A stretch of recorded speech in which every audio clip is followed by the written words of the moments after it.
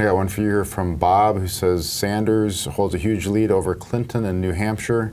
What are the odds this will carry over nationally as the campaign draws closer to the primaries? Do you think, we talked a little bit earlier today with Craig about this, but what's your sense in that presidential campaign? Is Bernie versus Hillary, are we going to see those guys battle for many more months, or does Hillary eventually overcome it? What's your sense of that?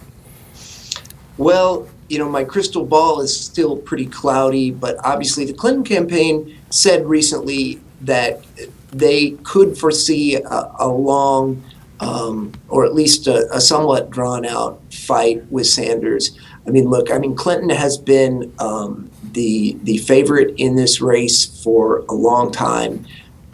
There's no reason before any voting has taken place to necessarily change that. I think we'll probably have a much better sense in several weeks how that race is shaping out.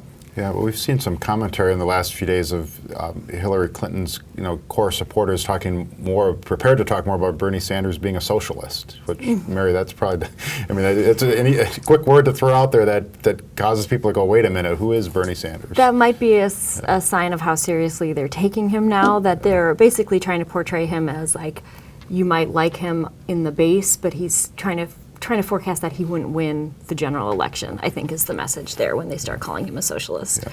So, obviously a Sanders versus Trump race would be pretty interesting for all of us to cover, but I think a lot of Democrats feel like Hillary has a better chance of winning.